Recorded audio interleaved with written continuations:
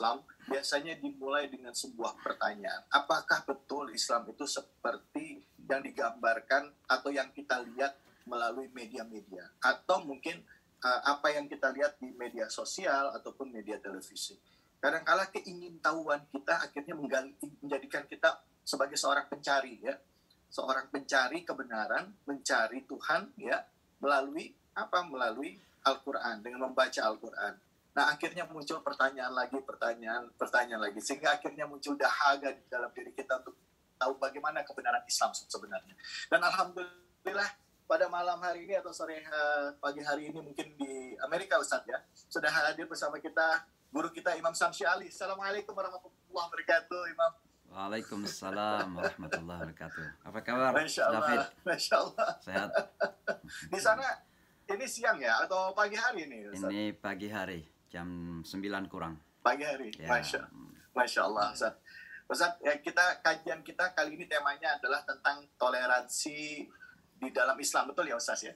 Iya, benar insya Allah. Baik Ustaz.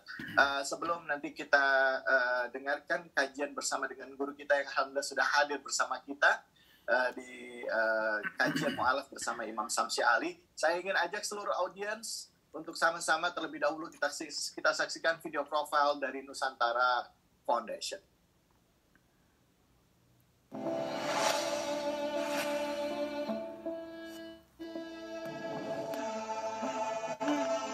Islam hadir di bumi Amerika dan dunia dengan damai. Karena kehadiran Islam adalah rahmatan lil alamin, pembawa kedamaian bagi semesta alam. Sayangnya sejak peristiwa teror 11 September 2001 yang dilakukan segelintir orang tak bertanggung jawab, kehadiran Islam di Amerika jadi disalahartikan.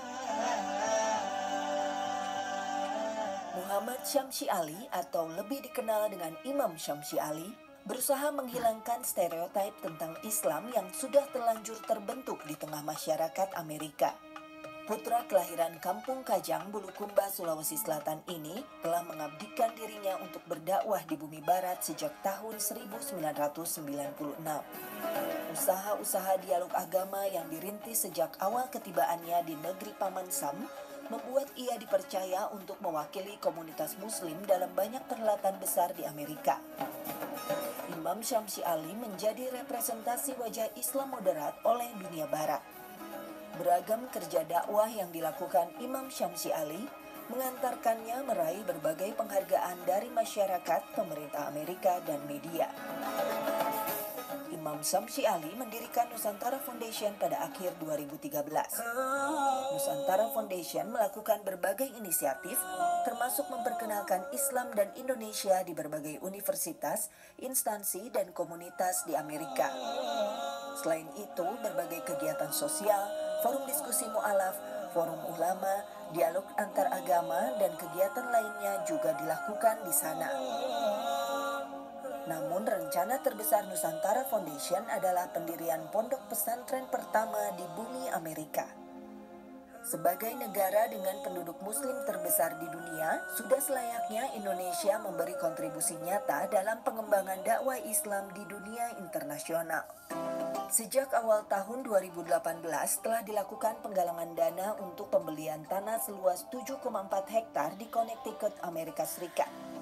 Walau sempat tertunda akibat pandemi COVID-19, pembayaran lahan pesantren dapat diselesaikan pada bulan Februari 2021 berkat dukungan dari para donatur. Perjalanan selanjutnya adalah pembangunan gedung-gedung di area pondok pesantren yang diberi nama Nur Inka Nusantara Madani.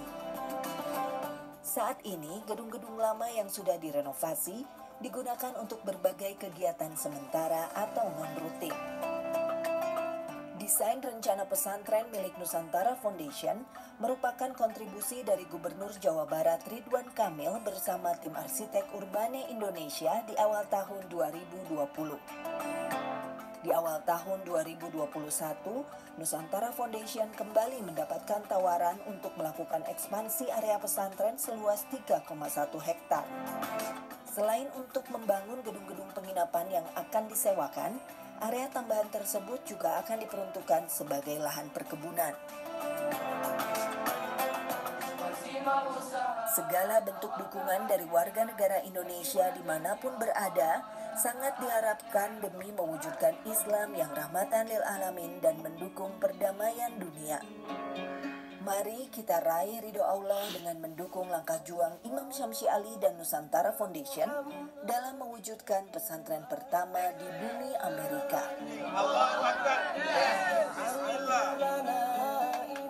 Dari Abu Hurairah radhiyallahu anhu berkata, Rasulullah bersabda, apabila manusia itu meninggal dunia, maka terputuslah segala amalannya kecuali 3 perkara, yaitu sedekah jariah, ilmu yang bermanfaat, dan anak soleh yang mendoakan orang tuanya. Hadis riwayat Muslim.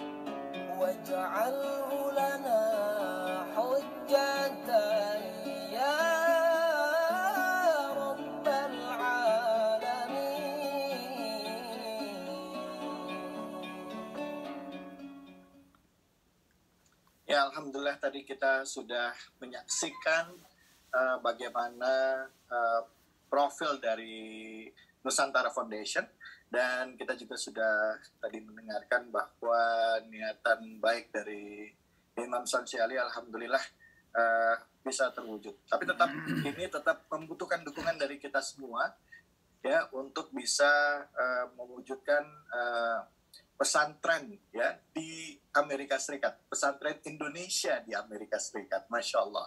Dan tadi kelihatan ini merupakan kolaborasi umat muslimin di Indonesia, bahkan sampai gubernur Jawa Barat ya juga ikutan juga partisipasi itu menyumbangkan desainnya untuk pembangunan pesantren tersebut atau kawasan tersebut. Dan izinkan saya juga untuk menyampaikan kepada ibu-ibu dan bapak-bapak semua bahwa jika kita melihat tadi ada tulisan Khalif ya, Khalif itu merupakan platform edukasi keluarga Indonesia yang merupakan salah satu pendukung dari kegiatan kita kali ini, yaitu Khalif memiliki moto Learning and Collaboration for Better Generation, bersinergi bersama keluarga Indonesia dengan panduan dari pakar dan praktisi yang terpercaya tentunya dan juga ahli di bidangnya untuk mewujudkan generasi yang lebih baik, insya Allah. Dan untuk ayah bunda serta calon ayah bunda yang ingin mengetahui lebih lanjut terkait program serta kelas-kelas yang disediakan oleh Khalif, silakan follow melalui akun sosial media Instagram yaitu @khalif.idn ya, Khalifnya @khalif KALIV.idn atau fanpage di Khalif Indonesia, YouTube Khalif Official ya. Dan kami ingin mengucapkan terima kasih juga kepada media partner yaitu MT Ukhuwah 5, An-Nabawi Media, Tawaf TV, Hijrah Fest, Rumah Produktif Indonesia, Motivator Al-Quran, IamMuslim.id, Mu'alaf Institut Semarang, Akhwat Bergerak Papua Barat, Mu'alaf Hijrah Center, Sekolah Relawan, Sahabat Subuh, Pengajian Orbit Lintas Karya, Baitul Izzah, Gelora Wakaf, serta Dewan Santuy Indonesia. Alhamdulillah, seperti yang saya sampaikan tadi, bahwa hari ini kita akan mendengarkan kajian mu'alaf bersama guru kita yang sudah hadir bersama kita, yaitu Imam Syamsi Ali. Pada Imam Syamsi Ali kami persilahkan. Fadhal. Terima kasih Mas David. Bismillahirrahmanirrahim. Assalamualaikum warahmatullahi wabarakatuh. Waalaikumsalam warahmatullahi wabarakatuh. Alhamdulillahi wa syukurillah. Wassalatu wassalamu ala rasulillah wa ala alihi wa sahbihi wa man wala. Amma ba'du, fasubhanaka la ilma lana illa ma 'allamtana innaka antal alimul hakim. Allahumma 'allimna ma yanfa'una wa anfa'na bima 'allamtana. Allahumma arzuqna fahma wa waffiqna lil 'amali bihi ya rabbal alamin. Rabbi syrah li sadri wa yassir li amri wahlul 'uqdatam min lisani yafqahu qawli. Pertama-tama tentu sebagaimana seharusnya setiap saat kita menyampaikan puji syukur kita kepada Allah Subhanahu wa taala, karena tak satu pun yang bisa terjadi dalam hidup ini kecuali dengan qadar dengan kuasa dan keputusan serta ukuran yang Allah berikan. Maka sesuatu yang terjadi itu seperti bahagian dari kata qadar tadi punya ukurannya. Maka ketika COVID-19 terjadi, pasti ada ukuran yang Allah ukur. Nah, salah satu hikmah barangkali yang terpenting dari COVID ini adalah maraknya pengajian-pengajian Zoomiyah ini. Maka ada jamaah Zoomiyah, ini Bapak dan Ibu jamaah Zoomiyah yang hadir, terima kasih sudah hadir bersama. Ini salah satu hikmah terbesar dari peristiwa COVID-19, peristiwa terdahsyat so far dalam kehidupan manusia. Saya katakan terdahsyat karena ketika terjadi perang nuklir dulu, masjid-masjid tidak sampai ditutup. Tapi begitu COVID terjadi, masjid-masjid ditutup. Bahkan Masjidil Haram, Masjid Nabawi pun tertutup. Itu menunjukkan bahwa the magnitude, ya, kedahsyatan daripada COVID ini luar biasa. Tapi bersamaan dengan musibah yang dahsyat ini, juga banyak hikmah besar. Dan itu yang Allah kemudian ekspresikan dalam Al-Quran. Inna ma'a al-usri yusra. Sesungguhnya bersamaan. Ya. Jadi jangan diterjemahkan sesungguhnya setelah. Terkadang kita salah terjemah ayat itu. Bukan setelah atau dibalik, tapi bersamaan. Jadi setiap kali ada tantangan, ada peluang. Setiap kali ada kesulitan, ada kemudahan. Ini harus menjadi keyakinan kita bersama. Maka kita bersyukur kepada Allah bahwa kita dipertemukan dalam pengajian Zoomiyah ini. Dan sesuatu yang perlu kita syukuri terus-menerus. Salawat dan salam kepada junjungan kita, tauladan kita, baginda kita Rasulullah Sallallahu Alaihi Wasallam. Yang tentunya kita terus-menerus membangun dan belajar mencintai beliau. Karena cinta ini menjadi fondasi ketaatan dan pengikutan kita, ittiba' kita kepada sunnah Rasulullah SAW. Sedikit saya ingin menjelaskan dulu tentang GLP yang disebutkan Mas David tadi, yang mungkin ada yang belum paham. Jadi Global Leadership Program itu adalah salah satu program Nusantara Foundation. Dan ada dua sebenarnya. Yang pertama, Global Leadership Program untuk para santri yang selama ini kita bekerja sama dengan Sekolah Insan Cendekia Madani, itu tingkat SMA. Kita datangkan murid-murid pelajar ke Amerika untuk belajar leadership. Ya. Dan yang kedua, ini baru dimulai tahun 2021 ini, Global Leadership Program for Ustadz. Jadi khusus untuk ustadz-ustadz muda kita seleksi untuk bisa datang ke Amerika. Ya tentu tujuannya adalah agar ada pengalaman dan bisa membuka wawasan yang lebih. Ya, karena semakin banyak berjalan, semakin banyak yang dilihat. Dan itu perintah Al-Quran. Qul siru fil ardi fanzuru. Maka berjalanlah di atas bumi ini dan lihatlah. Lihat apa yang terjadi agar wawasan kita terbuka. Nah itulah yang disebut dengan Global Leadership Program for Ustadz. Kebetulan salah seorang peserta untuk tahun ini adalah Ustadz Rashid, Ustadz muda kita tadi yang masih berada di Amerika. Bapak dan Ibu sekalian, tema kita kali ini adalah semua tema yang saya kira sangat relevan ya. Kenapa sangat relevan and timely needy, sangat diperlukan? Karena memang kita hidup dalam dunia yang, mohon maaf mungkin kalau saya mengistilahkan yang quiet intolerant. Ya, kita merasakan intoleransi terjadi hampir di mana-mana dan hampir dalam segala aspek kehidupan. Ya, kerap kali kita berbicara tentang toleransi, itu nuansanya selalu nuansa religius semata. Jadi agama. Padahal toleransi dan intoleransi itu terjadi dalam segala sisi kehidupan manusia. Dalam bidang ekonomi misalnya, betapa intoleransi itu terjadi. Ya.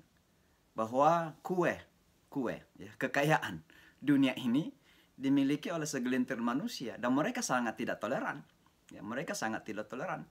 Mereka memanipulasi segala sesuatu untuk semakin kaya. Maka yang kaya semakin kaya. Ya, itu yang kita lihat. Bahkan dalam keadaan COVID-19 pun, di banyak-banyak saudara-saudara kita yang makan pun susah, ada yang kehilangan penghasilan, justru ada yang kemudian semakin kaya. Zoom misalnya, Amazon.com, ya salah satu bisnis online yang luar biasa, yang menguasai dunia kita, itu semakin kaya. Bahkan yang punya Amazon ini, Jeff Bezos, ya sudah nampak seperti bosan hidup di dunia, maka harus jalan-jalan ke angkasa luar untuk mendapatkan kepuasan gitu. Jadi sekarang ada piknik ke angkasa luar. Kalau ada yang mau coba, silakan Bapak dan Ibu kontak Jeff Bezos itu. Mau jalan-jalan 8 menit ke angkasa luar, bayar sekitar 20 juta atau berapa juta dolar gitu untuk 8 menit jalan-jalan ke angkasa luar. Jadi ada ketidakpuasan yang terjadi. Nah, ini bahagian dari intoleransi yang terjadi di bidang perekonomian. Di bidang politik juga kita lihat demikian intoleransi terjadi, dan Amerika sebagai negara yang mengaku sebagai masternya demokrasi, kita melihat bagaimana intoleransi dalam perpolitikan terjadi sedemikian luar biasa, dan itu menghasilkan pemimpin-pemimpin yang nampak seperti tidak rasional, pemimpin-pemimpin yang tidak punya rasa seperti Donald Trump misalnya, ya contoh saja. Demikian juga dalam hal-hal yang lain, kita melihat intoleransi ini terjadi hampir dalam segala kehidupan. Tentu saya akan fokus pada toleransi dan intoleransi dalam perspektif ajaran agama kita sebagai orang-orang Islam. Lalu bagaimana Islam melihat toleransi ini? Ini yang pertama. Bagaimana sesungguhnya Islam atau bagaimana orang-orang Muslim menyikapi toleransi ini? Sebelum masuk kepada Islamnya, saya melihat ada dua kubu ekstrim. Dan kubu ekstrim ini kan memang sudah menyalahi esensi dasar atau karakteristik dasar daripada Islam. Karena Islam itu tidak berada pada kubu ekstrim mana saja. Tidak ke kanan, tidak ke kiri. Ya. Tapi seharusnya berada pada wasatiyah. Maka kita adalah ummatan wasatan. Wa kadzalika ja'alnakum ummatan wasata litakunu syuhada'a 'alan nas. Nah, di dalam menyikapi toleransi ini ada dua kubu yang ekstrim, ya, di dalam mendefinisikan ini pada perspektif agama, dalam mendefinisikan Islam itu. Yang pertama adalah ada kecenderungan untuk melihat bahwa kita kurang toleran dan tidak toleran kalau kita tidak sharing keyakinan dengan keyakinan orang lain. Kita tidak sharing praktek beragama dengan praktek orang lain. Maka kemudian timbul ide untuk menyamakan semua agama-agama, bahwa semua agama itu sama. Nah, ini pandangan yang sangat ekstrim dan terkadang dilakukan ini atas nama toleransi. Ya, seolah-olah kalau kita tidak ikut beribadah-ibadahnya orang, kalau kita tidak meyakini keyakinan orang, kita dianggap tidak toleran. Ini yang terjadi. Ini sangat berbahaya karena sesungguhnya ini sudah sikap intoleran. Ya. Kalau orang Islam melakukan itu, tanpa dia sadari telah melakukan intoleransi kepada orang lain. Kok bisa? Karena orang lain juga nggak mau agamanya disamakan dengan Islam. Coba tanya pendeta Katolik. Tanya, mau nggak kalau agama kamu, agama kalian disamakan dengan Islam? Oh, pasti mereka menolak. Kenapa? Nggak sama. Kenapa nggak sama? Mereka yakin Yesus itu anak Tuhan. Mereka yakin bahwa Yesus itu inkarnasi Tuhan.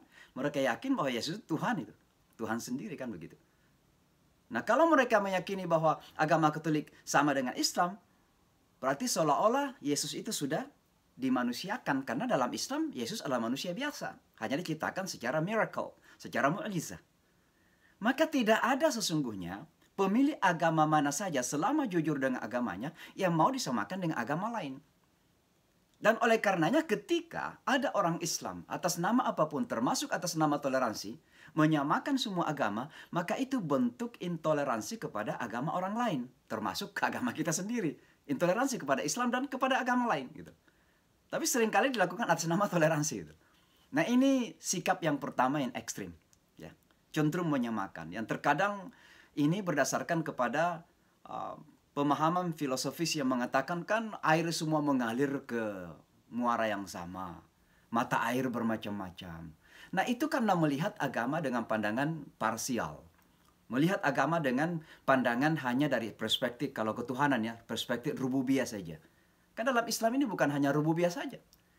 Kalau konsep tauhid rububiyah bahwa Tuhan satu, itu memang semua agama meyakini seperti itu. Tapi kesalahannya bukan pada keyakinan satu agama. Kesalahannya ada pada apakah dalam praktek keyakinan itu benar atau tidak. Penyembahan. Orang Hindu pun kalau ditanya. Coba lihat kalau kita kebalikan patung ada di mana-mana tuh. Tapi coba tanya secara jujur kepada teman-teman Hindu. Anda percaya kepada banyak Tuhan atau satu Tuhan? Kalau mereka jujur, mereka mengatakan kita percaya kepada satu Tuhan. Loh, kok bisa itu ada patung-patung? Oh enggak, mereka itu bukan patung. Mereka itu adalah perwakilan Tuhan. Perwakilan Tuhan. Maka Tuhan itu diwakili dalam bentuk Tuhan laki-laki, Tuhan perempuan, Tuhan raja, Tuhan budak. Kan ada perwakilan-perwakilan. Nah ini, disinilah permasalahannya dalam agama Islam. Jadi bukan pada konsep satu Tuhan. Maka benar falsafah Pancasila itu, ketuhanan yang Maha Esa. Tapi bagaimana masing-masing pemilik agama di Indonesia memahami ketuhanan sebagai konsep rububiyah itu pada pandangan tauhid masing-masing. Maka Islam jelas bahwa konsep rububiyah tauhid kita bukan sekedar rububiyah, tapi ada asma wa sifat, ada uluhiyah juga sekaligus. Dan syirik itu terjadi pada asma wa sifat dan uluhiyah peribadatan. Makanya yang dilarang kan bukan keyakinan kepada satu Tuhan, karena itu orang musyrik Mekah pun, orang musyrik Mekah ketika ditanya, "Man khalaqas samawati wal ard?" Siapa yang menciptakan langit dan bumi? La yaqulunna Allah. Mereka mengatakan Allah. Tapi ketika ditanya, kenapa menyembah patung-patung ini? Mereka mengatakan, kami enggak menyembah patung ini. Innama liuqarribuna ilallahi zulfa. Patung ini hanya mendekatkan kami kepada Tuhan yang satu itu. Tapi disitulah kesalahannya kan. Nah, maka upaya untuk mencoba menggoreng konsep ya bahwa agama itu sama dengan konsep rububiyah tadi itu karena salah paham atau pemahaman yang parsial kepada konsep ketuhanan. Atau kerap kali juga karena agama dipahami sekedar sebagai konsep-konsep perilaku manusia. Ya, manusia itu secara tabiat bisa menjadi baik. Ya, secara perilaku. Ya, maka kita melihat bahkan di dunia non-muslim banyak orang-orang yang berperilaku muslim lebih dari orang-orang Islam terkadang. Lebih jujur, lebih sopan, lebih disiplin. Kan itu. Karena itu secara tabiat. Itulah fitrah manusia kan begitu. Maka ini pun tidak bisa menjadi dasar bahwa agama kemudian disamakan gara-gara itu. Karena itu bahagian dari fitrah manusia. Dan Islam mengakui bahwa semua manusia itu punya fitrah. Punya kecenderungan untuk berbuat baik. Ya. Jadi sekali lagi ini kelompok yang pertama. Ada ekstrim yang mengatakan bahwa toleransi itu adalah menyamakan. Toleransi itu meyakini keyakinan orang. Toleransi itu mengamalkan amalan orang. Tidak demikian ya. Nah ada juga yang ekstrim yang lain. Ekstrim yang lain adalah menihilkan, meniadakan adanya eksistensi agama-agama lain. Nah, ini tolong dipahami secara benar. Meyakini adanya agama lain bukan berarti membenarkan. Tolong dibedakan antara meyakini adanya dan membenarkan. Ya. Karena beda. Jadi yang Islam sebenarnya tuntun itu adalah memberikan konsep kepada kita bahwa selain agama Islam itu ada agama-agama lain. Apa buktinya? Liyudhhirahu 'ala ad-dini kulli. Ya. Untuk superseding above all religions. 'Ala ad-dini kulli kan agama-agama yang lain. Berarti ada keyakinan adanya yang lain kan? Tapi Islam supersede bahwa Islam itu adalah agama yang hak. Ya, itu mungkin jelas. Tapi yang paling jelas saya kira adalah lakum dinukum waliyadin. Bagimu agamamu, bagiku agamaku. Nah, artinya apa? Islam meyakini adanya yang lain, tapi bukan berarti membenarkan kamu gitu. Nah, ini harus kita pahami itu. Jadi jangan salah paham. Nah, ada di antara umat ini mengatakan, karena terkadang memakai dalil, innad dina indallahi al-Islam, bahwa agama di sisi Allah itu hanyalah agama Islam. Lalu mengatakan agama itu yang lain itu nggak ada. Nah, ini juga satu ekstremisme yang bisa terjadi di kalangan umat Islam. Nah, jadi Islam sesungguhnya adalah agama yang kemudian berada di tengah. Di satu sisi bahwa kita meyakini adanya eksistensi agama-agama yang lain, tapi pada saat yang sama, keyakinan adanya agama lain itu bukan berarti meyakini kebenaran agama lain. Kenapa? Karena itu bertentangan dengan keyakinan kita. Inna dina indallahil Islam, wa may yabtaghi ghairal islami dinan falan yuqbala minhu. Maka barang siapa mencari agama selain Islam, maka tidak akan diterima darinya. Ya. Nah ini kan kalau kita melihat konsep ini, itu ada dalam surah Al-Kafirun ya. Ketika Allah mengatakan a'udzubillahi minasyaitonirrajim Qul ya ayyuhal kafirun la a'budu ma ta'budun wala antum a'biduna ma a'bud. Itu artinya kita nggak perlu saling membenarkan ya, karena kita berbeda keyakinan gitu. Ya. Saya tidak menyembah apa yang Anda sembah, atau saya tidak meyakini apa yang Anda yakini, dan Anda tidak perlu menyembah apa yang saya sembah dan tidak perlu meyakini apa yang saya yakini. Tapi di satu sisi ayat itu berakhir dengan apa? Lakum dinukum waliyadin. Nah itu kan kesimpulan bahwa kita perlu berada di tengah-tengah gitu. Ya, di satu sisi nggak meyakini keyakinan orang, nggak membenarkan apa yang diyakini oleh orang, nggak mengamalkan apa yang diamalkan oleh orang, tapi di satu sisi bukan meniadakan adanya keyakinan orang lain. Ya. Saya kira itu toleransi yang sangat luar biasa. Ya. Nah ini poin pertama yang harus kita jelaskan supaya kita jangan salah kaprah. Lalu kita sekarang masuk kepada bagaimana ya konsep toleransi dalam ajaran agama kita ini. Ya. Saya kira yang pertama adalah kita merujuk kepada ayat Al-Quran itu sendiri. Ya. Dan ayat Al-Quran begitu banyak sekali yang menjelaskan kepada kita bagaimana posisi Islam dalam hal toleransi ini. Saya kira ayat yang paling terkenal adalah la ikraha fiddin, tiada paksaan dalam agama. Gitu ya. Nah mungkin yang perlu kita ketahui adalah latar belakang asbabun nuzul dari ayat ini. Jadi begini, waktu sebelum Rasulullah Shallallahu Alaihi Wasallam tiba di Madinah, orang-orang yang dianggap hebat, berpendidikan, lebih berwawasan, berpikiran maju, lebih kaya-kaya, ya, cerdik, adalah orang-orang Yahudi dan sebagian orang Kristen di Madinah ketika itu. Itu sebelum Rasulullah pindah ke Madinah. Lalu apa yang terjadi? Sebahagian ibu-ibu Arab musyrik dari kalangan Aus dan Khazraj di Madinah itu mendorong anak-anak mereka untuk masuk ke, kalau tidak Yahudi, beragama Nasrani ketika itu. Karena banyak orang tua yang melihat bahwa ini jalan mungkin masa depan yang lebih cemerlang lah bagi anak-anak mereka. Maka didorong mereka untuk mengikuti agama Yahudi atau Nasrani. Nah, apa yang terjadi belakangan? Rasulullah SAW diutus oleh Allah dan setelah menjadi Nabi, 13 tahun kemudian pindah ke Madinah. Nah, sekarang datang agama yang lebih civilized lagi. Agama yang mencerahkan. Maka ada di antara ibu-ibu yang tadi mendorong anaknya menjadi Yahudi atau Kristen itu, ingin seolah-olah dipaksa anaknya untuk menjadi Muslim, meninggalkan Yahudi dan Kristen. Apa yang terjadi? Turun Al-Quran. La ikraha fiddin. Qad tabayyana ar-rusydu minal ghayy.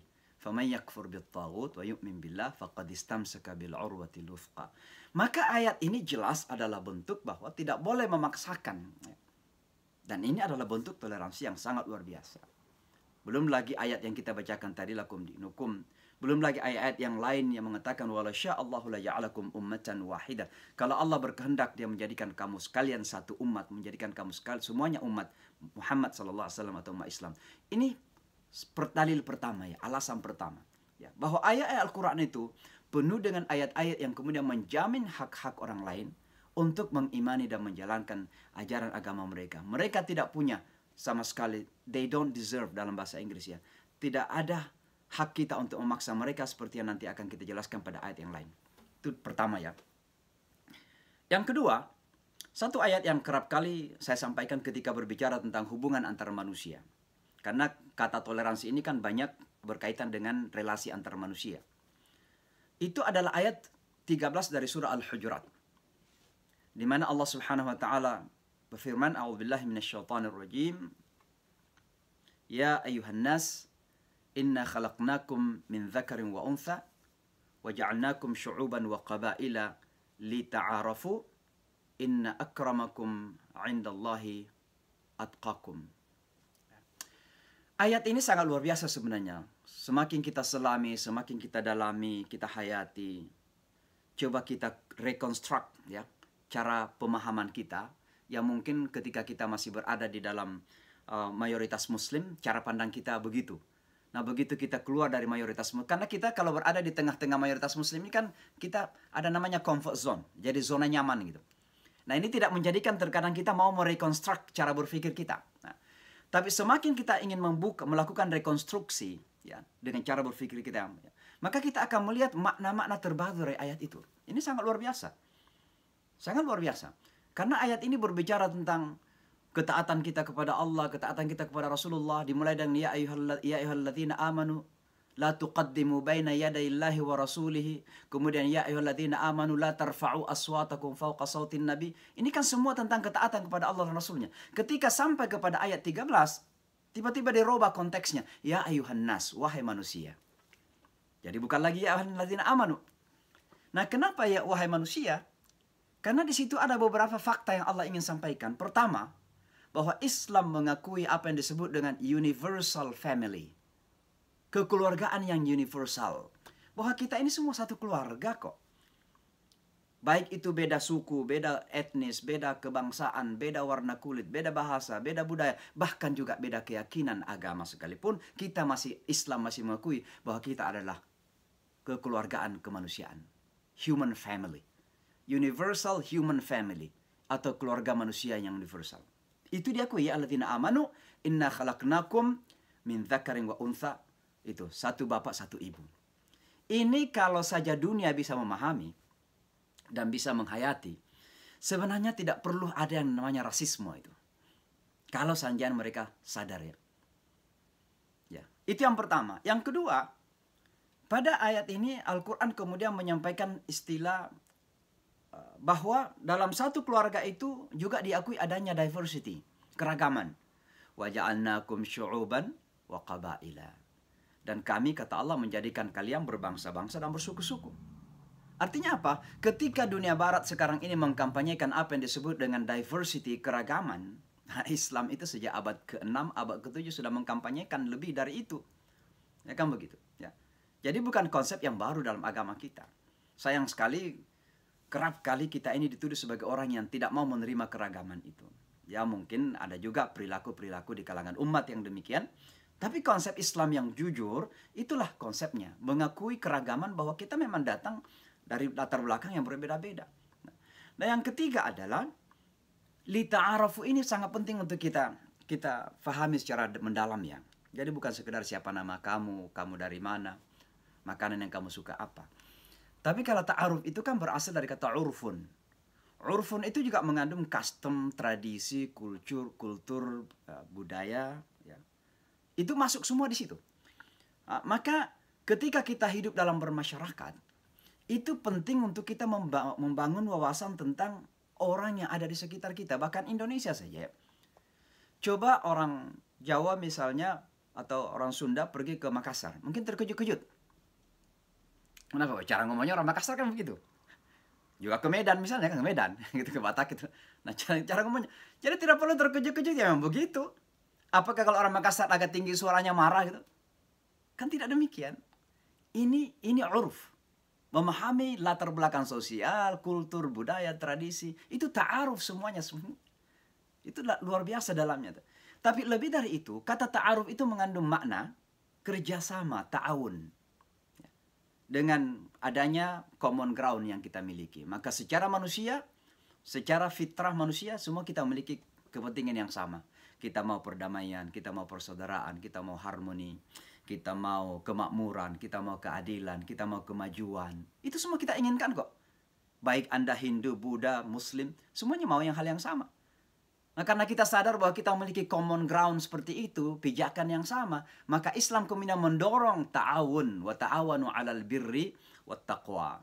Ya, kerjasama dikedepankan. Maka kata ta'aruf memandung arti ta'awun.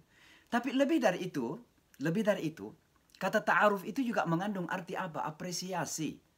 Apa maksudnya apresiasi? Menyadari bahwa pada semua komunitas itu ada sesuatu yang bisa mereka tawarkan kepada kehidupan kita sebagai manusia. Dan itu yang kami sadari di Amerika. Ya. Ketika kami membangun kerjasama dengan semua kelompok agama, kami banyak belajar. Belajar dari masyarakat Kristen, belajar dari masyarakat Yahudi sekalipun. Khususnya dari masyarakat Yahudi kami belajar bagaimana melakukan apa yang disebut dengan self-empowerment. Menguatkan diri sendiri. Bagaimana kita minoritas, tapi bisa memiliki kekuatan gitu. Itu kami belajar dari masyarakat Yahudi. Sedikit minoritas, hanya 5 juta di Amerika, tapi bisa mengontrol kebijakan-kebijakan publik misalnya. Oh apa rahasianya? Itu yang kita pelajari. Dan itu bagian dari apresiasi sesungguhnya. Maka kata ta'aruf itu adalah belajar mengapresiasi kelebihan orang lain. Nah ini merupakan basis toleransi sesungguhnya. Ya. Jadi ayat 13 dari surah Al-Hujurat. Lalu kemudian kita pindah kepada konsep Islam yang mengatakan bahwa yang mengimani nabi-nabi, kemudian mengimani kitab-kitab suci, ya.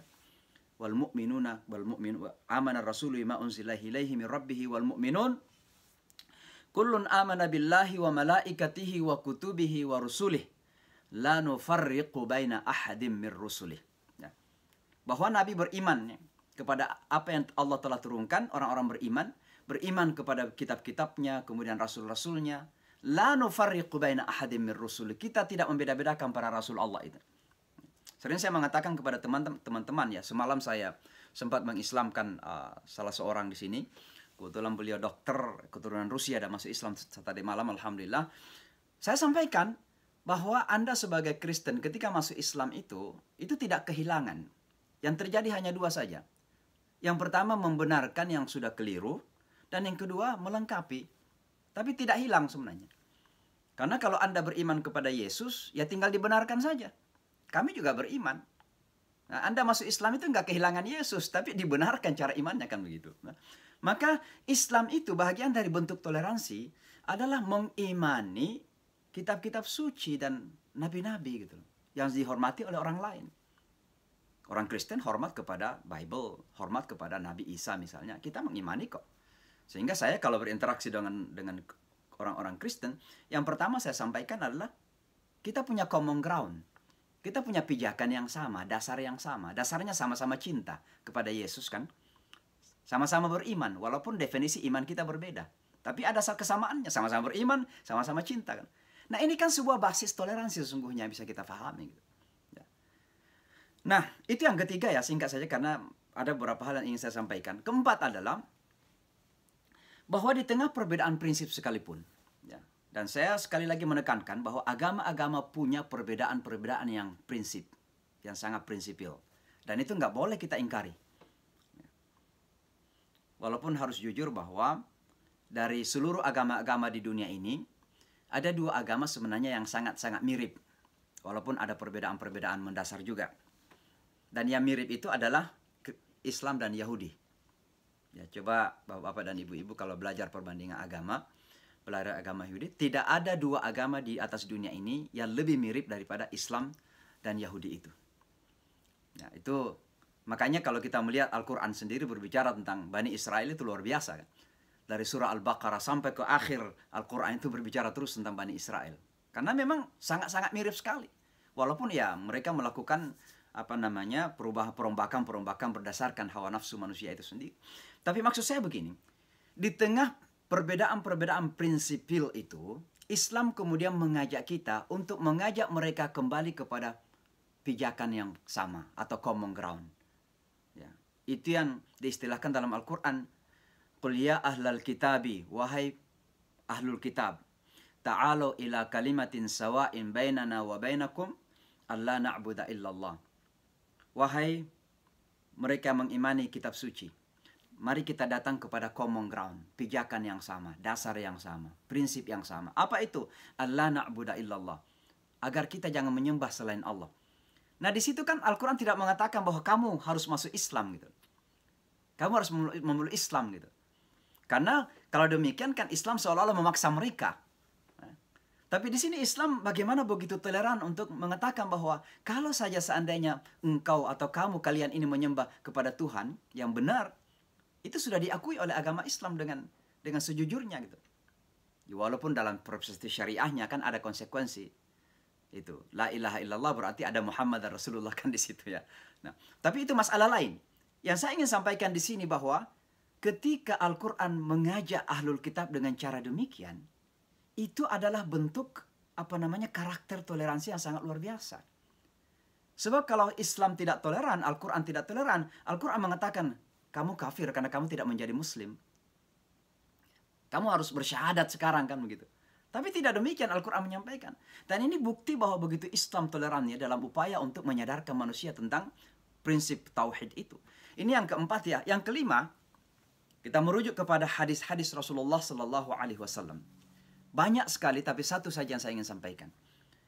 Rasulullah Sallallahu Alaihi Wasallam ketika sampai di Madinah, Rasulullah menyebut orang-orang Madinah secara keseluruhan tanpa kecuali sebagai ummati, sebagai umatku. Nah, ini mungkin dalam perspektif kita di Indonesia, bangsaku. Ya. Jadi kita semua bangsa Indonesia. Maka ketika Rasulullah menjadi raja, menjadi presiden di Madinah, maka Yahudi, Kristen, bahkan orang-orang musyrik pun dianggap sebagai ummati, sebagai bangsaku. Ya. Itu salah satu bukti sejarah toleransi Rasulullah. Tapi lebih dari itu, ada satu hadis Rasulullah SAW yang perlu kita pegangi bersama. Dan kita selami, kita harus dalami hal ini. Dan hadis itu mengatakan adalah, man adha dhimmiyan. Barang siapa yang nyakitin, ya, dhimmiyan, fa ana khasmuhu yaumal qiyamah, saya akan menjadi musuhnya di hari kiamat nanti. Nah, coba bisa dibayangkan Bapak dan Ibu ya, kita taat Muslim, kita sholat 5 waktu, kita berpuasa Ramadan, kita berhaji mungkin berkali-kali, kita mungkin tahajud. Tapi karena kita nyakitin tetangga hanya karena dia non-Muslim, alasannya hanya karena non-Muslim, kita nyakitin tetangga, selalu mengejek, merendahkan. Ya. Maka bayangkan kalau sampai Nabi menjadi musuh kita di hari akhirat nanti. Bisa kita bayangkan nggak bahwa kita bisa ada hak masuk surga kalau Rasulullah menjadikan kita musuh? Di saat-saat kita membutuhkan syafaat Rasulullah Sallallahu Alaihi Wasallam, tiba-tiba Rasulullah menghadirkan diri sebagai musuh dari kita. Apa arti salat yang kita lakukan? Apa puasa yang kita lakukan? Kenapa? Karena adza dhimmiyan, menyakiti orang-orang non-Muslim di sekitarnya. Coba lihat itu, adakah toleransi yang lebih dari itu? Dari seorang Rasulullah Sallallahu Alaihi Wasallam yang sesungguhnya pada masanya masih disakitin sama orang lain. Rasulullah itu sampai meninggal dunia masih berusaha disakitin sama orang lain di sekitarnya. Khususnya masyarakat yang sudah kita kenal itu. Tapi beliau mengatakan, man adza dhimmiyan fa ana khasmuhu yaumal qiyamah. Siapa yang nyakitin non-Muslim, maka saya musuhnya di hari kiamat nanti. Padahal beliau itu mau diracunin, mau ditumpuin batu keras dari atas atap gitu, mau dibunuh. Tapi masih beliau itu mengatakan, siapa yang membenci, siapa yang nyakitin, siapa yang mengganggu non-Muslim, saya akan menjadi musuhnya di hari akhirat nanti. Coba bayangkan, adakah toleransi lebih dari itu dari Rasulullah Sallallahu Alaihi Wasallam? Itu yang kelima. Yang keenam, saya kira kembali kepada kata kerjasama yang saya sebutkan tadi itu. Di dalam ayat Al-Quran yang lain, bukan sekedar kerjasama, tapi lebih dari kerjasama. Al-Quran mengatakan, A'udzubillahi minasyaitonirrajim, la yanhakum 'anil ladzina lam yuqatilukum fid dini wa lam yukhrijukum min diyarikum an tabarruhum wa tuqsitu ilaihim innallaha yuhibbul muqsitin. Ya. Tidak ada larangan dari Allah untuk orang-orang yang tidak memerangi kalian dalam agama atau memaksa kalian keluar dari kampung-kampung atau negeri kalian atau rumah-rumah kalian. Antabarruhum, untuk berbuat baik kepada mereka. Jadi bukan sekedar kerjasama. Ada non-Muslim, anggaplah tidak mau kerjasama, tapi dia tidak mengganggu kita. Antabarruhum, tetap berbuat baik kepada mereka, bayangkan itu. Ya. Anggaplah misalnya kita dalam satu kampung, ada teman-teman non-Muslim, ya mungkin ya kurang mau kerjasama lah. Tapi pada saat yang sama mereka nggak ganggu-ganggu kita kok. Mereka beribadah, mereka yakin agama mereka, mereka hidup normal saja. Ya udah, bahkan kita disuruh antabarruh, berbuat baik kepada mereka. Wa tuqsitu ilaihim, berbuat adil kepada mereka. Innallaha yuhibbul muqsitin, sesungguhnya Allah mencintai orang-orang yang berbuat adil. Coba lihat bagaimana Islam di sini. Luar biasanya Islam itu. Ya. Itu yang ketujuh ya. Yang kedelapan, ini kembali kepada bagaimana Islam memandang manusia. Ini penting sekali untuk kita hayati ini. Bagaimana Islam memandang manusia itu akan terkait banyak kepada bagaimana Islam kemudian menyikapi konsep toleransi itu. Ya. Jadi kita mulai dari konsep tauhid. Konsep tauhid. La ilaha illallah. Nah, dalam agama Islam, perspektif agama Islam, konsep tauhid itu bukan sekedar meyakini adanya satu Tuhan. Tapi keyakinan kita kepada satu Tuhan itu harus diterjemahkan ke dalam kehidupan dan realita kehidupan bermasyarakat kita. Bagaimana maksudnya? Kalau Anda yakin kepada satu Tuhan, tapi masih melakukan tindakan rasisme, merasa paling hebat karena sukunya itu, karena warna kulitnya itu, karena tatanan sosialnya begitu, atau mungkin keadaan ekonominya demikian, lalu yang lain direndahkan, maka Anda gagal sebenarnya dalam bertauhid. Maka tauhid itu harus diterjemahkan dalam kehidupan sosial. Makanya kalau kita melihat kenapa justru yang banyak ikut kepada Rasulullah di Mekah itu orang-orang yang lemah pertama kali. Karena memang Islam datang untuk membela mereka yang lemah, menyamakan semua manusia. Di Amerika Serikat ada sekelompok orang yang mengaku bernama Nation of Islam.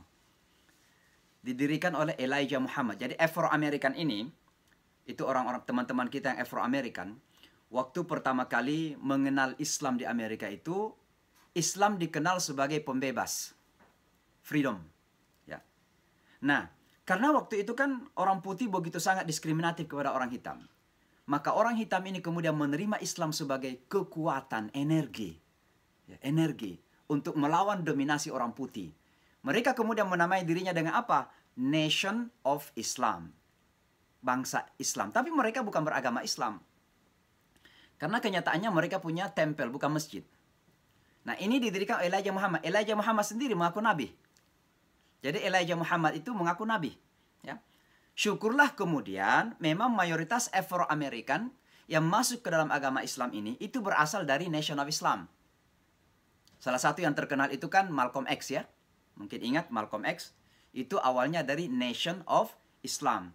Nah, karena pemerintah Saudi menganggap salah sangka bahwa Nation of Islam Muslim, diundanglah Malcolm X untuk berhaji. Diundang Malcolm X berhaji. Begitu ada di Mekah, terbuka matanya. Oh, ternyata Islam itu bukan agama orang hitam ya.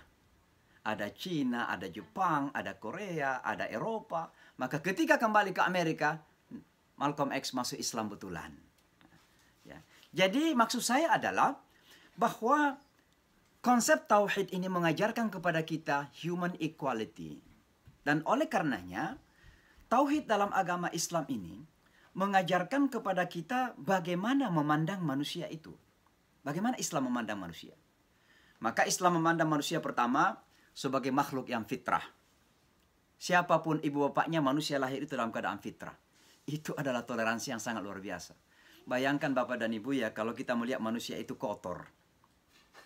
Ya, masih bayi, kasihannya masih bayi, nggak tahu apa-apa, sudah dianggap berdosa gitu. Sudah anggap berdosa, kasihan banget bayi itu. Tapi alhamdulillah Islam mengajarkan kepada kita, ibunya Hindu, ibunya Buddha, ibunya Yahudi, ibunya Kristen. Kalau anaknya lahir itu fitrah gitu. Nah, bukankah sesuatu penghargaan kepada manusia luar biasa kan? Jadi positif eyes, positive sight, pandangan positif kepada manusia. Lebih dari itu, Islam memandang manusia itu dengan pandangan yang mulia. Walaqad karramna Bani Adam. Sungguh kami telah muliakan anak cucu Adam ini. Dan itu tidak ada konsep dalam dimanapun. Palingan ada konsep ya semacam motto dan propaganda semata. Tapi kenyataannya kan tidak juga. Nanti saya akan menjelaskan beberapa kemunafikan-kemunafikan dalam dunia global kita. Bahwa di satu sisi mengkampanyekan bahwa semua manusia itu mulia. Semua itu sama. Tapi kok beda darahnya orang Eropa dan darahnya orang Irak misalnya kan. Jadi kalau ada anak Irak yang dibantai biasa-biasa saja. Tapi kalau ada anak Prancis yang terbantai di tengah jalan, waduh, heboh dunia itu. Padahal yang sama mengatakan semua manusia sama gitu loh. Itu kemunafikan dunia sebenarnya. Dan kita harus menyampaikan itu. Nah itu kenyataan. Tapi dalam agama Islam coba lihat apa Al-Quran katakan. Walaqad karramna Bani Adam. Sungguh kami muliakan anak cucu Adam. Anda mau putih, Anda mau hitam, Anda mau Cina, Anda mau Eropa. Semua mulia di mata Allah Subhanahu Wa Ta'ala. Karramna Bani Adam. Itu yang kedua. Yang ketiga, tentu kembali kepada konsep ekualitas. Kesetaraan tadi. Saya tidak perlu jelaskan, sudah saya jelaskan tadi. Dan yang keempat adalah bahwa Islam memandang manusia itu punya hak dan kewajiban yang sama. Punya hak dan kewajiban yang sama. Maka yang kita tuntut itu bukan sekedar HAM, hak asasi, tapi juga basic responsibilities. Jadi ada namanya tanggung jawab dasar, asas.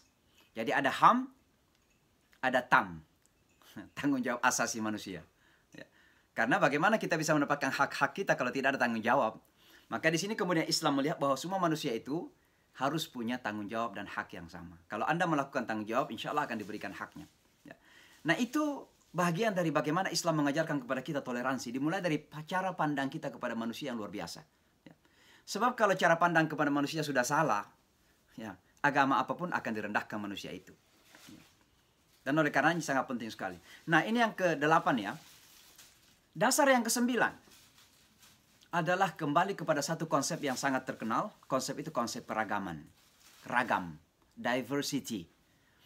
At-tanawu' dalam bahasa Arab. At-tanawu'. Ya. Nah, at-tanawu' atau keragaman atau diversitas dalam pandangan agama Islam itu bukan sekedar konsep sosial.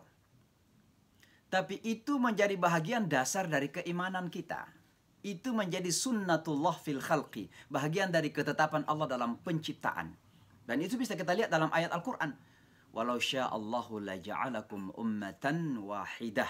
Kalau Allah berkehendak, Allah menjadikan kamu itu satu umat saja. Nah, tapi Allah kan tidak mau. Nah, ada kemudian di antara orang Islam mengatakan begini. Itu kan masalah ras. Makanya Al-Quran mengatakan waja'alnakum syu'uban wa qabaila. Berbangsa-bangsa, bersuku-suku kan. Tapi agama tidak. Nah, ini ada yang mengatakan begitu. Ada juga mengatakan, enggak, itu kan masalah kulit dan bahasa saja. Ya. Ikhtilafu alsinatikum wa alwanikum. Berbeda-beda bahasa dan warna kulit. Tapi agama tidak. Jadi ada yang di kalangan umat Islam yang mengingkari keragaman agama. Saya kira ini keliru. Kenapa?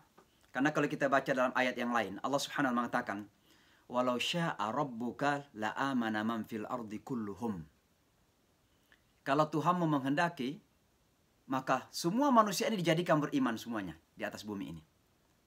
La amana man fil ardi kulluhum jami'an. Afa anta tukrihun nasa hatta yakunu mu'minin? Apakah kamu akan memaksa manusia sampai mereka beriman? Maka ayat ini menunjukkan bahwa keragaman bukan sekedar ragam kulit, ragam bahasa, ragam suku dan bangsa, bukan. Tapi juga adanya keragaman keyakinan gitu loh. Itu merupakan sunnatullah. Loh, kok bisa ada yang mempertanyakan begini? Kok bisa kan Allah menghendaki semua manusia masuk surga? Kenapa nggak dijadikan semua muslim? Ya tanya Allah saja. Tapi itu hukum penciptaan gitu loh. Ya. Sebab bagaimana mengukur kebenaran kalau tidak ada ketidakbenaran? Bagaimana mengukur darkness, kegelapan kalau tidak ada sinar, cahaya? Maka ini merupakan ketetapan dalam penciptaan Allah Subhanahu wa taala. Artinya apa? Islam memang menjadikan keragaman itu sebagai bahagian dari takdir Allah Subhanahu wa taala. Maka keimanan kita meyakini keragaman itu bagian dari meyakini takdir. Maka jangan sampai kita menolak. Sebab kalau menolak keragaman itu menolak takdir Allah Subhanahu wa taala. Maka kita berhati-hati. Ini luar biasa betul ya. Nah, itu konsep 10 ya. Jadi argumen ke-10. Argumen yang ke-11 ini masuk kepada ini yang terakhir saja. Sebenarnya ada beberapa lagi tapi saya kena waktu. Biar kita ada waktu untuk tanya jawab. Argumentasi yang ke-11 adalah, di satu sisi Allah memerintahkan kepada kita berdakwah.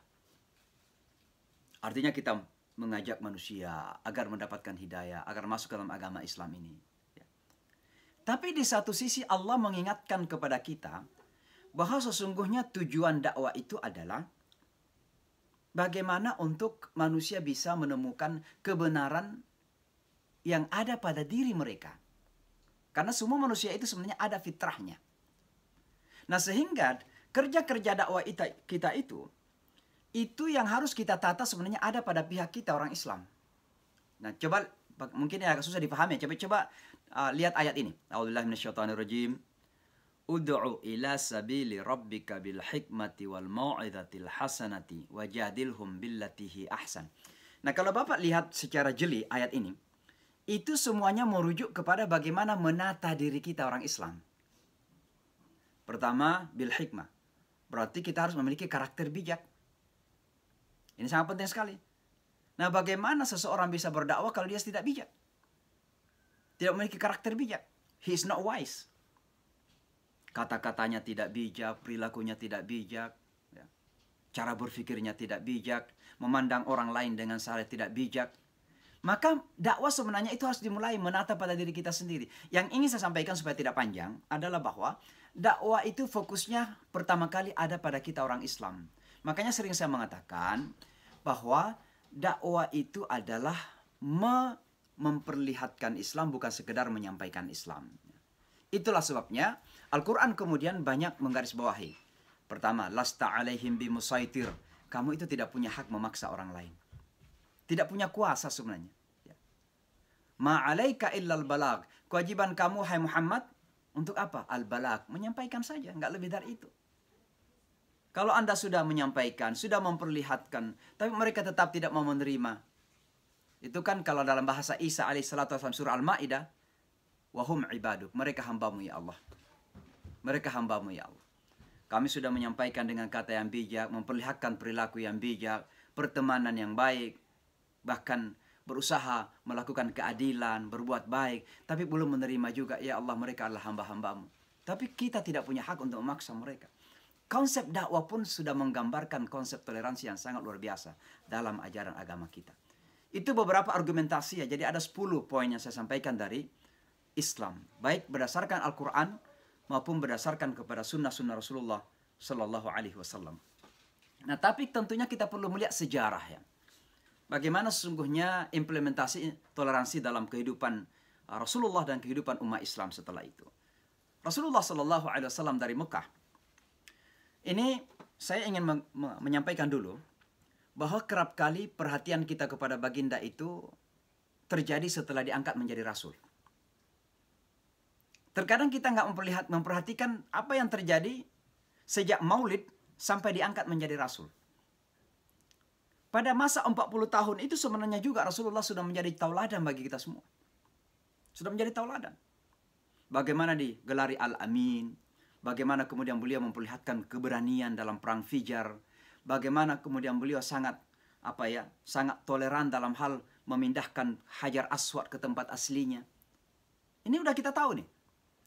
Maka Rasulullah SAW jauh sebelum diangkat menjadi rasul sudah memperlihatkan karakter toleransi yang sangat luar biasa. Sejarah ketika Hajar Aswad terjatuh dari tempat aslinya karena banjir, bukan? Lalu kemudian hampir berperang antar suku karena masing-masing merasa punya hak mengembalikan. Rasulullah tiba-tiba punya ide kepada mereka, jangan berperang. Siapa yang pertama kali masuk ke Masjidil Haram nanti malam, dia yang punya hak mengembalikan. Tahu-tahu beliau yang pertama kali masuk kan? Walaupun beliau punya hak untuk mengembalikan itu, tapi beliau tidak lakukan. Kenapa? Beliau juga punya rasa. Ini namanya toleransi ini. Rasa bahwa mereka juga punya hak kok. Maka apa yang beliau lakukan? Diambil sorbannya, diletakkan di atas tanah. Kemudian beliau angkat batu itu, diletakkan di atas sorban. Lalu semua kepala-kepala suku disuruh membawa itu. Ini kan karakter toleransi luar biasa Rasulullah. Dan ini jauh sebelum diangkat menjadi rasul. Di Mekah ketika itu. Lalu kemudian kita pindahlah ke Madinah. Karena ada orang yang mengatakan, wah Nabi kan baik di Mekah karena dia masih lemah. Dia belum berkuasa, dia belum kuat. Ketika di Madinah udah seenaknya saja. Coba kita lihat bagaimana kehidupan Rasulullah Sallallahu Alaihi Wasallam. Di Madinah itu ada segmen masyarakat yang sudah kita kenal dalam sejarah yang begitu benci kepada Rasulullah. Saya nggak mau menyebutkan namanya, tapi ada satu segmen masyarakat karena apa? Karena hasad, karena dengki, karena sakit hati.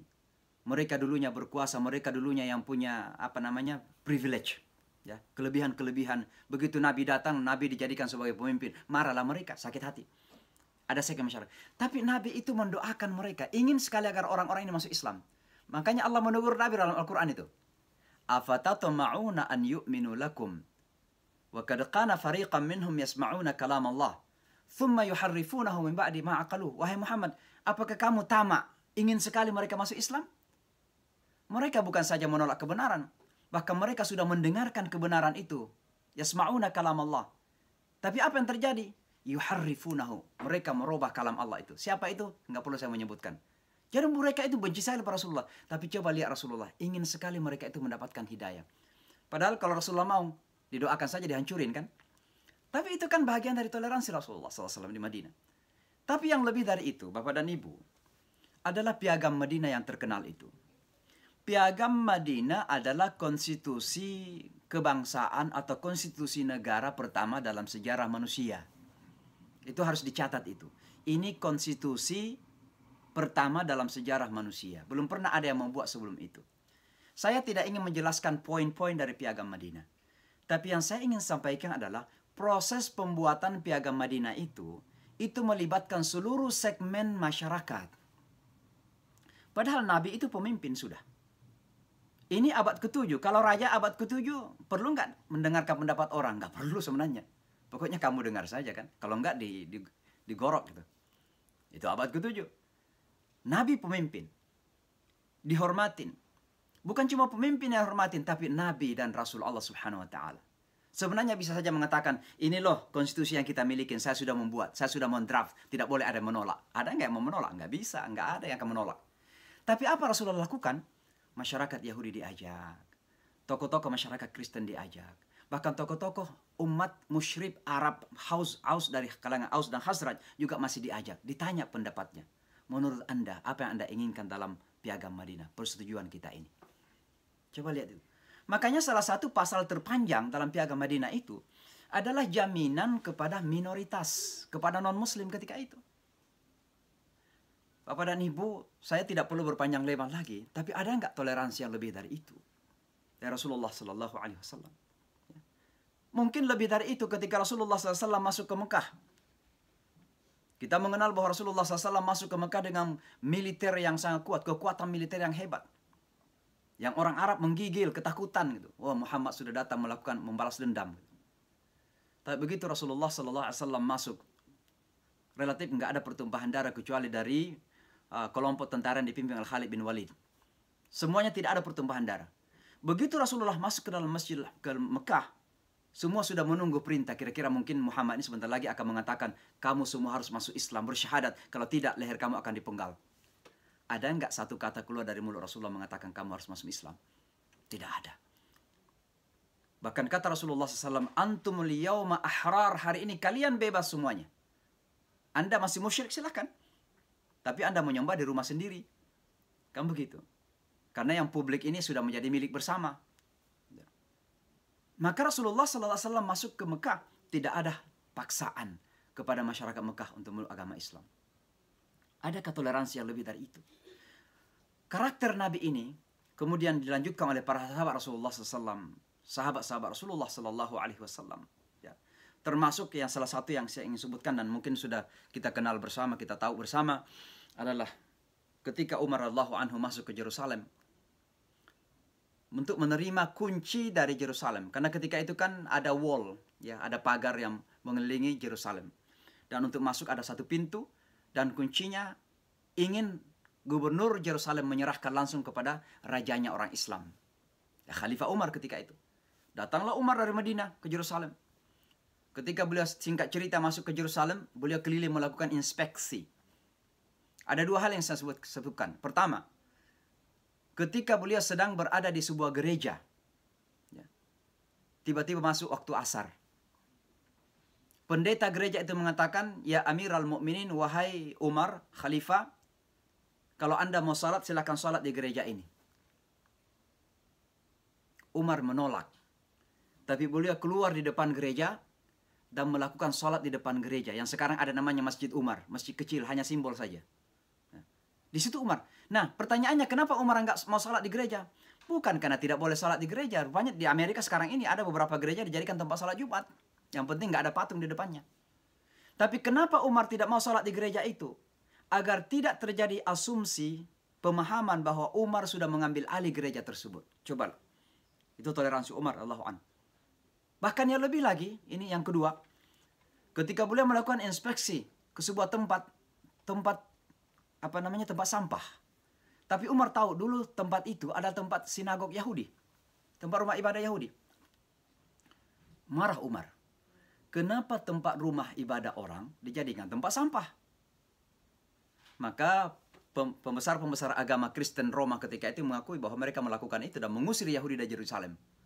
Apa kata Umar? Bersihkan sekarang tempat rumah orang Yahudi. Dan setelah bersih, Umar kemudian mendeklarasikan bahwa mulai hari ini orang-orang Yahudi punya hak untuk kembali ke kota suci yang bernama Yerusalem itu untuk menyembah. Ini catatan sejarah emas yang dicatat oleh sejarah manusia. Yang sayang sekali, air susu ini dibalas dengan air tuba oleh masyarakat Yahudi. Dan oleh karenanya, kalau kita melihat bagaimana penaklukan yang terjadi ya ketika itu, semua tidak pernah mengganggu agama orang lain. Ya. Coba Bapak dan Ibu sekalian jalan-jalan ke Spanyol, misalnya ke Seville atau misalnya ke Cordoba. Lalu setelah itu jalan-jalan ke Timur Tengah, misalnya ke Suriah, ke Jordan atau ke Yerusalem. Dulu Suriah, Jordan, Yerusalem itu kan Syam bagian dari Roma. Pernah dikuasai oleh Kristen Roma. Dulu Spanyol itu lebih 7 abad dikuasai oleh orang Islam. Ketika orang Islam berkuasa di Spanyol, bangun masjid-masjid yang megah. Ketika orang Roma berkuasa di Syam, itu mereka membangun gereja-gereja. Nah, yang ingin saya sampaikan adalah coba jalan-jalan ke Spanyol, baru jalan-jalan ke Timur Tengah. Apakah masjid-masjid yang dibangun oleh penguasa Muslim di Spanyol dulu masih ada sekarang? Sudah hilang. Menjadi apa? Kalau tidak menjadi gereja, menjadi night club. Menjadi night club. Tapi coba jalan-jalan ke Timur Tengah. Gereja mereka masih ada. Coba ke Suriah, masih ada gereja. Mesir menjadi pusat agama Koptik hingga hari ini. Yerusalem yang menjaga kunci daripada gereja yang dulu dibangun oleh bangsa Roma, Kristen, adalah orang Islam. Pertanyaan saya adalah, siapa sebenarnya yang paling toleran dalam sejarah manusia? Tapi masalahnya ini, Bapak dan Ibu, saya tutup dengan ini ya, karena banyak sekali. Dan mungkin ingin ditanyakan. Masalahnya adalah memang perlu kejujuran. Perlu kejujuran dan semua orang harus kembali kepada dirinya bahwa apa yang mereka bangun, image yang mereka bangun tentang agama Islam ini betul-betul sangat tidak jujur. Yang kedua, saya kira kita umat Islam harus sadar bahwa, dan ini saya sampaikan berkali-kali, bahwa peperangan yang paling dahsyat sekarang ini itu bukan peperangan nuklir, tapi peperangan persepsi. Dan itulah yang dibangun. Itu yang dibangun. Coba bayangkan Indonesia ya, setahun yang lalu saya membaca artikel di Wall Street News, satu surat kabar di Amerika. Jadi Indonesia itu satu halaman, itu digambarkan bahwa Indonesia itu sudah radikal, sudah berada di ambang radikalisme yang seperti Suriah dan Irak. Ya sebentar lagi kira-kira hancur karena radikalisme lah kira-kira. Itu penggambaran. Itu di Wall Street News. Surat kabar Wall Street. Ya. Tapi pada saat yang sama orang Amerika banyak yang tidak sadar bahwa mereka sudah terjatuh dalam radikalisme yang sangat luar biasa di bawah komando Donald Trump. Ini kan peperangan image yang sangat luar biasa. Orang Islam ingin dibangun image-nya bahwa mereka radikal, mereka tidak toleran, mereka memaksa orang. Sama ketika Amerika keluar dari Afghanistan. Yang dibangun di media bagaimana Taliban misalnya ditakutin. Maka orang berlari-lari ingin naik pesawat. Ya. Itu yang kemudian digembor-gemborkan. Ya. Sementara Prancis melarang orang Islam pakai jilbab. Nah ini kan luar biasa ini. Jadi maksud saya dunia kita harus tuntut untuk jujur lah. Ini peperangan image. Dan ketidakjujuran dunia menjadikan banyak di antara kita kemudian terbawa arus. Saya kira mohon maaf agak panjang karena memang ini masalah yang banyak sebenarnya. Misalnya saya ingin menjelaskan tentang apa yang mengancam toleransi, tapi saya kira nggak perlu, mungkin bisa dalam tanya jawab saja. Mudah-mudahan ada manfaatnya, tapi intinya adalah mari kita senantiasa banggalah dengan agama kita. Karena insya Allah kalau kita pahami agama Islam ini dan kita jujur serta kita komitmen mempraktekkan agama ini, yakinlah bahwa tidak ada agama yang paling toleran. Dan tidak ada konsep manusia sekalipun. Apakah itu konsep barat, konsep manapun, yang bisa menandingi toleransi Islam. Ya, yang telah diajarkan oleh Allah dan Rasulnya Sallallahu Alaihi Wasallam. Saya kira demikian, saya akhiri sampai di sini. Saya kembalikan kepada Mas David. Hadanallah wa ijma'in. Assalamualaikum warahmatullahi wabarakatuh. Waalaikumsalam warahmatullahi wabarakatuh. Alhamdulillahirrahmanirrahim. Masya Allah. Hari ini kita dapat ilmu yang luar biasa sekali bicara mengenai toleransi di dalam Islam. Tadi disampaikan bahwa fundamental toleransi dalam Islam sering kita dengar dan sering kita bacakan. Qul ya ayyuhal kafirun la a'budu ma ta'budun wa la antum 'abidun ma a'budu wa la ana 'abidu ma 'abadtum wa la antum 'abidun ma a'budu lakum dinukum waliyadin. Bahkan tadi sempat disinggung juga oleh Imam Syamsi bahwa sebagai umat Islam kita punya fundamental konsep Tuhan ya. Qul huwallahu ahad, Allahus samad, lam yalid wa lam yulad wa lam yakul lahu kufuwan ahad. Ya itulah fundamental konsep Islam di dalam konsep Tuhan di dalam Islam. Alhamdulillah kita sudah dapat pencerahan, tapi masih banyak pertanyaan ini sebenarnya Imam Syamsi Ali. Ya. Bagaimana dunia sepertinya berat sebelah dalam mendefinisikan tentang toleransi gitu ya terhadap baik itu dunia Islam maupun ya apapun itulah dalam konsep politik juga akhirnya terbawa-bawa ini ideologinya. Baik, sebelum kita melanjutkan, saya berikan kesempatan dulu kepada seluruh audiens, ibu, bapak-bapak, saudara-saudaraku untuk memberikan pertanyaan, ya. Bisa lambaikan tangan, nanti di situ ada, atau juga bisa memberikan pertanyaan melalui chat yang nanti akan kami bacakan. Tapi sebelumnya saya akan menayangkan terlebih dahulu progres pembangunan dari pesantren Nusantara Foundation. Silakan.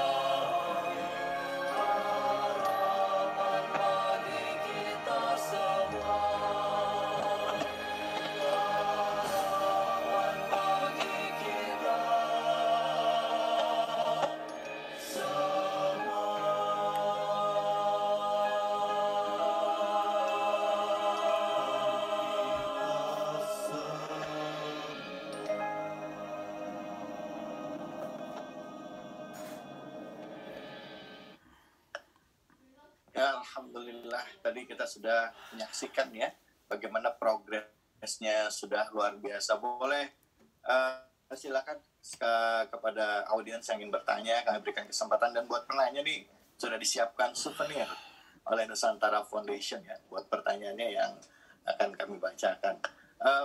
Boleh tanya sedikit Imam Syamsi Ali tadi mengenai progres pesantren, boleh ya Imam ya? baru lihat. Baru lihat. Sekarang sudah berapa persen Imam Syamsi Ali untuk pembangunan pesantren? Jadi tadi Masya Allah. Ya, jadi begini, ini yang sudah sering saya sampaikan berkali-kali masa-masa yang lalu ya, bahwa kita dalam proses mewujudkan pesantren ini ada beberapa tahap ya. Tentu tahap pertama, tahap pembelian itu sudah selesai. Kita sudah miliki secara sempurna. Tahap kedua adalah merenovasi dan mempergunakan sarana-sarana yang tua yang ada. Dan itu kita sudah pergunakan. Artinya kita sudah pakai misalnya untuk kegiatan-kegiatan musiman saja. Karena belum memungkinkan untuk full time. Nah sebenarnya tahap yang selanjutnya itu adalah membangun. Dan itulah kita dalam proses. Dan itu memang kita belum mulai pembangunan karena memang kita perlu dana besar. Kita perlu membangun masjid, membangun sekolah, membangun asrama dan fasilitas-fasilitas yang lain. Karena di Amerika ini satu hal yang harus kita sadari bahwa kita tidak sembarang untuk mempergunakan misalnya gedung ya, harus sesuai dengan aturan-aturan yang ada. Dan ini bukan hanya karena kita Muslim, bukan. Semua Karena memang perhatian pemerintah kepada apalagi berkenaan dengan anak-anak ini sangat penting. Memang kita ada gedung-gedung tua yang kita lihat di video itu tadi, tapi itu tidak mungkin untuk kita pakai misalnya untuk asrama atau sekolah. Maka kita pakai hanya untuk musim, misalnya musim panas, kemudian ada beberapa kegiatan-kegiatan kajian dan lain-lain sebagainya. Jadi memang sekarang kita sedang berusaha betul untuk menggalang dana, khususnya untuk pembangunan masjid kita. Mudah-mudahan bisa kita bangun masjid dulu. Lalu dengan masjid itu kita akan kembangkan kepada asrama maupun sekolah dan lain sebagainya. Masya Allah. Baik, terima kasih banyak Imam Syamsi. Kita semua di sini insya Allah siap mendukung ya. Amin. Bisa memberikan support untuk Nusantara Foundation untuk bisa menghasilkan membangun pesantren pertama Indonesia di Amerika Serikat. Nah, mudah-mudahan ini jadi ladang amal soleh kita yang nanti akan dihitung ya. Walaupun kita sudah tiada, ini jadi amal jariah istilahnya insya Allah.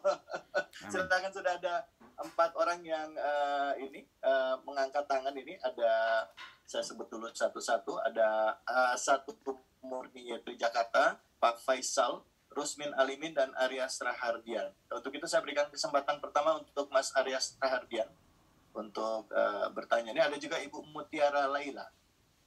Silakan Pak Aryas Rahardian. Iya, terima kasih, syukran. Assalamualaikum warahmatullahi wabarakatuh. Waalaikumsalam warahmatullahi wabarakatuh. Terima kasih Ustadz David Kholik yang sudah memberikan kesempatan pertama kepada saya untuk bertanya.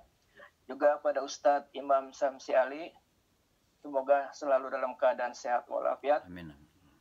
Maaf baru gabung lagi dari beberapa Zoom yang diselenggarakan oleh Nusantara Foundation. Pertama-tama saya mendoakan semoga apa yang telah diupayakan oleh Nusantara Foundation yang dikomandai oleh Ustadz Syamsi Ali dalam membangun masjid maupun pesantren di Connecticut atau di Amerika Serikat sana selalu diberikan kemudahan oleh Allah Subhanahu wa taala, selalu diberikan segala keringanan sehingga pembangunan fisik sarana dan prasarana yang akan dilaksanakan bisa terwujud dalam waktu yang secepat-cepatnya. Amin.